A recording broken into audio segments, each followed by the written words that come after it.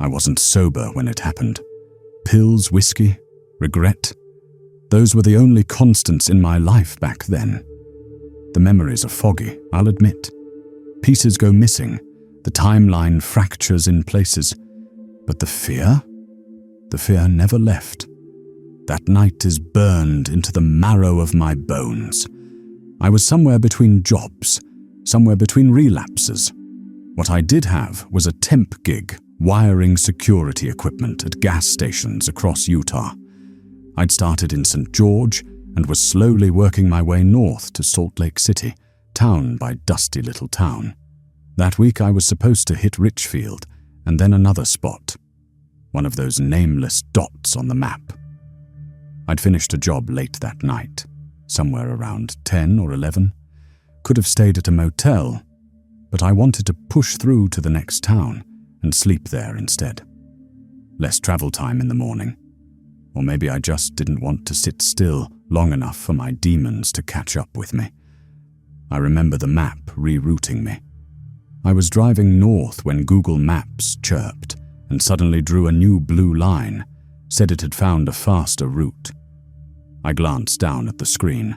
A dirt road curved off to the left. I hesitated.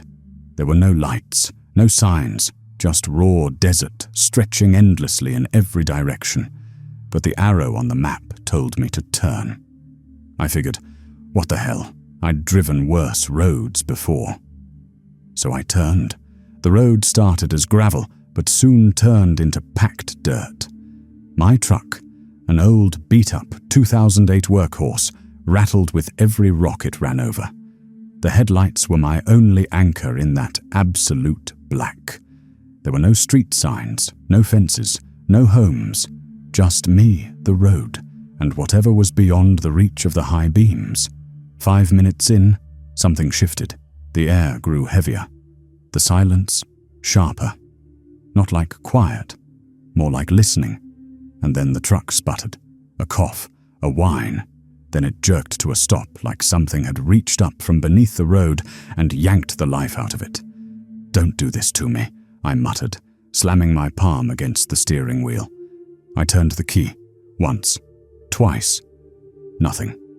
Not even a click. I popped the hood, got out, and lifted it, hoping it was something stupid like a loose battery connection. But I couldn't see much with the flashlight beam trembling in my hand. My phone showed no bars, same with the work phone. I was stranded. I wasn't new to the desert. I grew up in Arizona. I knew the cold, the coyotes, the silence. But this silence, it wasn't right. It felt expectant, like something was just beyond the edge of light, watching. I should have stayed with the truck, maybe waited for daylight. But I didn't. I grabbed the only things I had, a 10-inch pipe wrench from the back and my Milwaukee flashlight. The wrench wasn't a weapon, but it was heavy. It felt better than nothing. I locked the truck and stepped into the desert. My boots crunched over gravel. The flashlight beam bounced as I walked, cutting weakly through the night. Brush grew in thick walls along the trail, almost like the path had been carved through a living thing. The further I walked, the tighter it all felt, like the desert was folding in on me. Then I heard it.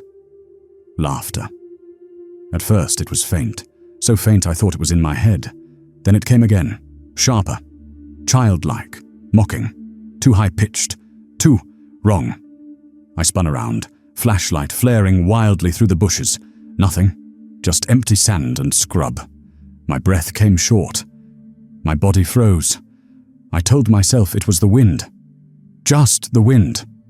But I'd been in the desert long enough to know what wind sounds like, and that wasn't it. Then I heard it again. Closer this time, behind me. I didn't wait. I walked faster, then faster still. The laughter followed, dancing around me like it had wings.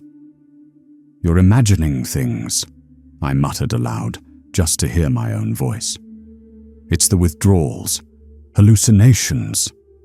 That was the lie I needed to keep moving. Then I saw them. 2 figures, maybe 40 feet behind me. At first, I thought they were just shadows, tricks of the light. But then they moved. Their limbs swung in jerky, unnatural ways, like marionettes with invisible strings. They were tall, too tall, and thin, their heads tilted, twitching side to side. I dropped to a crouch behind a low rock. My heart pounded. My breath caught in my throat. The flashlight was still on, but I killed it. Sat in the dark, gripping the pipe wrench so hard my knuckles ached. My mind was racing, trying to make sense of what I'd seen. I didn't believe in ghosts or aliens or demons, but I couldn't explain them either. Then I heard them talking. Low murmurs, muffled words. Too far to understand, but the tone.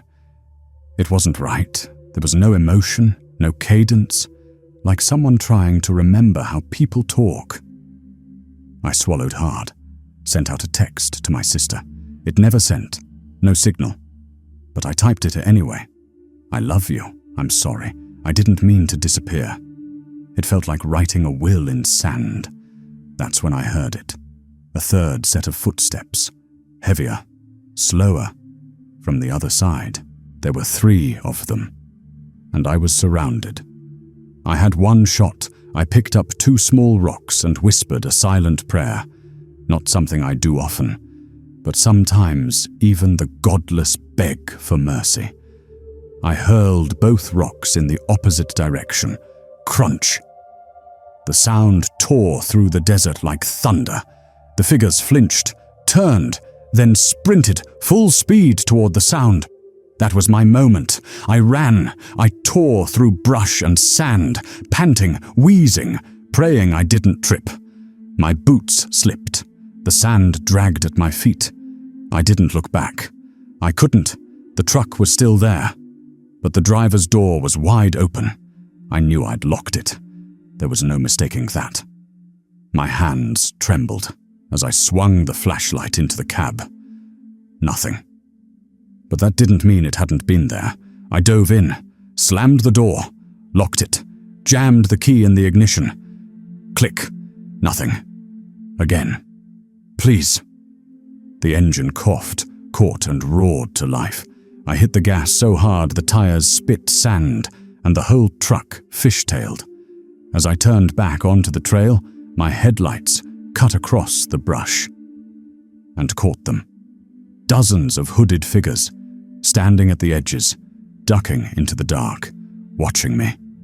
I grabbed the pipe wrench from the passenger seat and hurled it out the window. I don't know why. Anger, fear, instinct. Then I was gone. The truck barreled down that trail, rattling like it would fall apart. Behind me, dust rose like smoke. I didn't breathe until I saw the lights of a town blinking on the horizon.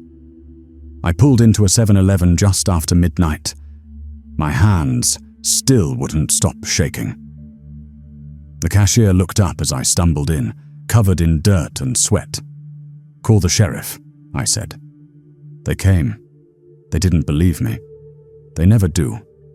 The mechanic who fixed my truck the next morning found a burst hose. Said it was old and ready to go. Could have happened anywhere. But it happened there. And later, weeks after I'd quit the job, I found a photo I didn't remember taking. Me standing by the service truck, middle of the desert, smiling at the camera. But the reflection in the window showed something else. A face. Long, pale, featureless. Standing right behind me. I don't expect you to believe me. Hell, I don't even believe it myself sometimes. But what happened to me that night? What I saw out there? It's real and I can't shake it. I keep telling myself it was just the isolation, the exhaustion, the stress of everything I was running from. But I know better. Let me tell you what happened from the beginning, so you can understand why it still haunts me. It was early winter, the kind of cold that cuts through you before you even realize it's there. I'd been driving for hours, just me and my truck, trying to put some distance between myself and the mess I'd made of my life. I was on a road trip to nowhere, really. Just trying to clear my head, or at least bury it in the white noise of the engine and the tires on asphalt. I don't remember the town I'd left behind. Some small place, one of those blink and you miss it sort of towns. But what I do remember is the road. A narrow stretch of highway that snaked through endless stretches of trees and rocky outcroppings. It felt like the road was the only thing connecting the world. Everything else was just wilderness. A blur of grey with the occasional flicker of a shadow off the side of the road. Around midnight, I came across a sign I didn't recognize. Not that there was much to recognize out here. The sign was old, faded to the point of being nearly illegible. I slowed down, squinting to make out the words, but the snowflakes swirling in the headlights made it impossible to read. I had no map, no GPS. Hell, even my phone had been dead for hours. But I didn't care. I just kept going, my eyes growing heavier as the road stretched on. Then, the truck sputtered. A sudden jolt, a stutter in the engine. I cursed under my breath, slapping the dashboard, and the truck gave another violent shake before completely cutting out. I was still coasting, though, managing to pull over to the side of the road. The headlights cast long, eerie beams of light into the blackness around me. But that was about all the visibility I had. Snow was starting to come down heavier now, and I could feel the temperature dropping. I tried turning the engine back on. Nothing. The lights flickered once, and then went out. Silence. I didn't panic at first. Not yet. Maybe I should have. But I was exhausted, and I was already running on fumes, emotionally and physically. I grabbed my backpack and stepped out of the truck, the cold air biting at my skin. The road around me was still, unnaturally still. No sound at all. The kind of silence that almost felt alive, like the world was holding its breath. I looked around. Nothing. Just trees, snow, and darkness. I figured I'd try to walk to the next town, or at least find a gas station or something. The snow wasn't falling that heavy yet, but I knew it would soon enough. So I began walking down the road, headlights from the truck dimming behind me as I moved further into the night. The further I walked, the stranger the air felt. It wasn't just the cold, there was something else about the place. Something heavy, something wrong. I tried to brush it off, tell myself it was just the isolation, but the feeling kept growing, and that's when I heard it. A voice. It was soft at first, just a whisper, barely audible over the howling wind. At first I thought I was imagining it, but it came again, louder this time. It sounded like a woman calling out to me. I turned, scanning the road behind me. Nothing. "Hello?" I called out, my voice cracking in the air. No response, just the wind. But then, the voice came again. Closer this time. Definitely a woman. But the words, they weren't clear. They sounded like they were being spoken underwater. Muffled, indistinct, almost alien. I took a step back. Another. There was no one around, but the voice kept growing louder, getting closer. My breath quickened, the hairs on my neck standing on end. I couldn't place it, but there was something off about the tone. It didn't sound like a normal call for help. It was wrong. Wrong. I was shaking, but I kept walking, moving faster now. I didn't know why, but my instincts told me I had to get away from it, whatever it was. The road seemed to stretch on forever. The trees pressed in closer, blocking out the moon, until I was enveloped in nothing but the dark and the cold. And that's when I saw her. A figure standing in the road ahead of me. I froze. She was just standing there, facing away from me. Her dark hair was pulled tight against her skull, and she wore a tattered white dress that fluttered in the wind like it was alive. It was the kind of thing you'd see in an old ghost story. A woman in white, waiting in the middle of nowhere with her back turned. I should have turned around. I should have run. But I didn't. I don't know why. It was like my body was moving without my permission. "Hey!" I called out, my voice rough with fear. She didn't respond. I took a hesitant step forward, and as I did, I noticed something strange. There were no footprints in the snow. None. Just her standing there, as though she'd always been there. My heart began to race. My mouth was dry. I stepped closer, and that's when she turned around. Her face was blank, pale and expressionless, like a mannequin's face, frozen in a perfect, vacant smile. Her eyes were wide and vacant, dark pits where her pupils should have been. I couldn't breathe. I couldn't move. She opened her mouth, but no sound came out. It was as if she was trying to scream, but couldn't. The air around her grew colder, and the snow started falling harder, heavier, as if it were falling directly onto her and not the ground. I felt the weight of the moment pressing down on me, my pulse thundering in my ears. I should have run then. I should have turned around and gotten the hell out of there, but I couldn't. I couldn't look away from her. And then she spoke. The words weren't clear at first, but they grew louder, more distinct. "Come closer. Come closer." I couldn't explain it, but I felt like I had to. My legs moved on their own, dragging me toward her. It was as if some invisible force was pulling me forward, pulling me toward her and those hollow, empty eyes. The closer I got, the more I realized. She wasn't human. Not anymore. I was almost right in front of her when the air seemed to freeze. It was like the world itself had stopped spinning. I could feel her cold breath on my face, the air thick with the smell of something rotten, something ancient. Before I could react, I was pulled backwards, falling to the snow, and I screamed.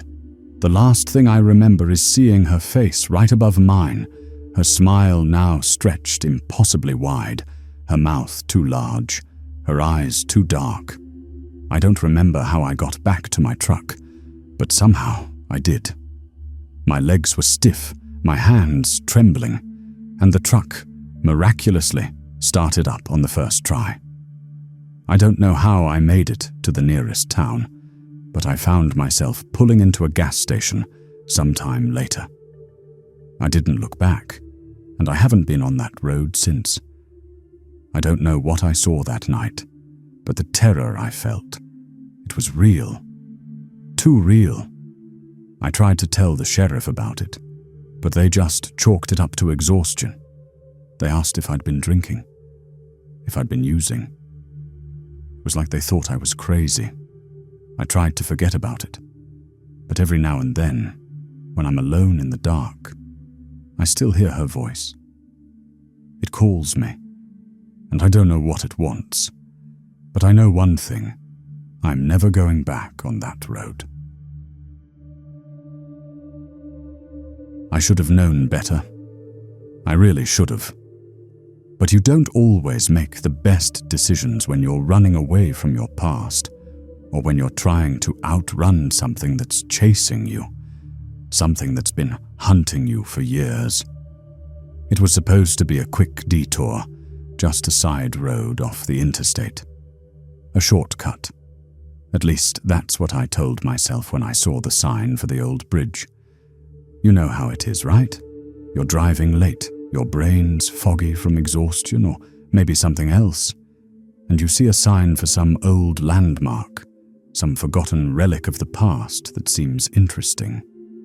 You think to yourself, it'll just be a quick stop, a little diversion. You don't expect it to be anything, but you take the exit anyway. I didn't think it'd matter much, but when I pulled off the highway and headed down the road toward that bridge, I started to feel it. The silence. It wasn't the kind of silence that you'd expect in the middle of nowhere. It was heavier. It felt like the kind of silence that sits in your chest, like it's waiting, like it knows something you don't. The road twisted, becoming more and more isolated with each turn. I was getting further from civilization, further from anything familiar. That's when I saw it. A dilapidated sign at the end of the road that read, Hollow Bridge. I almost laughed at the name, the cliché of it all, but I had to admit, there was something unsettling about it. The bridge was ancient, long abandoned. I could see that just from the way the metalwork had rusted and decayed, the old wood sagging under years of neglect. Still, I drove closer, my headlights illuminating the structure as I rolled up slowly. There was a small parking area near the bridge where I stopped. I put the truck in park, but I didn't turn off the engine right away. I just sat there for a moment, looking out at the bridge. It seemed to stretch forever in the faint glow of my headlights, its shape distorted by the fog that had started rolling in from the river below. I should have turned around then. I should have. But I wasn't thinking straight. It had been a long drive, and I was getting that familiar restless feeling, the kind of feeling that makes you want to wander into the unknown, to explore. I grabbed my flashlight from the passenger seat and stepped out of the truck. The air hit me immediately, cold and damp from the river below. The fog wrapped around me like a shroud, making it hard to see much more than a few feet ahead. I could hear the sound of water flowing underneath the bridge, rushing, distant, almost as if it was calling to me. I felt a sudden urge to walk across the bridge. I don't know why. I just did. Something about the place pulled at me, like it was whispering my name. I made my way up the creaky old planks, the wood groaning beneath my boots with every step. The bridge was narrow, barely wide enough for a vehicle, and I could feel the instability of it, the way the rusted metal supports swayed slightly with the wind. The fog was so thick that it swallowed up everything beyond the bridge, the trees, the river, the world. It was all just gone. I reached the middle of the bridge and stopped. The cold was seeping into my bones. But I couldn't bring myself to leave. I stood there, staring down at the dark water rushing beneath me, the fog swirling in all directions. Then I heard it. A sound. Soft at first, then growing louder. The sound of footsteps. I turned, my heart skipping a beat. There was someone behind me. I couldn't see them, but I could hear them clearly now. Footsteps echoing on the planks, slow and deliberate, matching my pace. The weird thing was, I hadn't heard any other car pull up. No one had gotten out of a vehicle. There was no one else around, just me and the dark, empty road. I spun around, shining my flashlight into the mist, but I saw nothing. I felt a cold breath on the back of my neck. I spun again, my pulse now racing in my chest. The air felt thicker, like it was closing in around me. My mind was screaming at me to run, to get back to the truck and leave, but my body wouldn't listen. It was like I was rooted to the spot. The footsteps stopped, but the air didn't. The silence was too heavy. I heard the voice then, soft, almost like a whisper. Come closer. It was a woman's voice, faint, distant, like it was coming from inside my head rather than outside. I couldn't make out the words clearly, but the tone was unmistakable. Software sweet, enticing. I should have been terrified, but I wasn't. Not yet. Instead, there was a strange calm that settled over me. It was like something was coaxing me forward. "Come closer," the voice repeated. I took a step forward, then another and another, until I was moving closer to the edge of the bridge. I wasn't even thinking anymore. I wasn't sure I could. And then I saw her. At first, she was a shadow in the fog, a dark shape against the swirling mist. But as I drew closer, her features started to take shape. She was wearing a long, flowing dress, white as snow, but stained in places, as if it had been dragged through the mud. Her hair was long and black, hanging in loose waves around her shoulders. She was standing at the far end of the bridge, just barely visible, her face turned away from me. I couldn't see her eyes, but I could feel them. Staring, watching. "Come closer," she whispered again. And I did. I took another step, then another, until I was just a few feet away from her. She was still standing with her back to me, but her head slowly tilted toward me. The motion was wrong. Too slow, like it wasn't quite human. I should have turned around. I should have screamed, but I didn't. I felt hypnotized, like I was being drawn to her by some unseen force. I reached out, almost without thinking. My fingers brushed the cold air, then her arm, and that's when everything snapped into focus. Her skin was ice cold. No, colder than ice. It was deathly cold. And I realized, in that instant, something that should have been obvious from the beginning. Her skin was wrong. Her skin wasn't skin at all. It was decayed. Patches of it hung loosely from her arm, like it had been rotting for years. I yanked my hand back, my heart pounding in my chest as I stumbled away from her. But she wasn't done. Her head snapped around with a violent jerk, her neck twisting in a way that made my stomach turn. Her eyes, black, hollow, and sunken, locked onto mine. I couldn't move. I couldn't breathe. She stepped forward, a sickening smile spreading across her face, and the air around me grew heavier, colder, suffocating. The fog swirled in tighter, blotting out everything else until it was just me and her, standing on that bridge in the dead of night. "You shouldn't have come here," she whispered. I didn't need to hear anything else. I turned, sprinting back toward the truck, my breath coming in ragged gasps. My feet hit the planks of the bridge with a frantic urgency. I didn't look back. Not once. By the time I reached the truck, I felt her presence behind me, cold, malicious, following me. I scrambled into the cab, slammed the door, and threw the truck in gear. The engine roared to life, and I floored it, not daring to look in the rearview mirror. I didn't stop driving until I found a gas station hours later. I didn't say a word to the attendant, just bought gas and left. But that wasn't the end of it. I tried to go back to that place. I thought maybe it had all been a hallucination, something my mind conjured up in the fog of exhaustion. But when I reached the bridge, I found it. Empty. Not just the bridge, the road, the trees, the entire place, gone. Nothing was left but an empty stretch of pavement and the silent echoes of something that had never been real. But I know what I saw, and I'll never go near that bridge again. Never.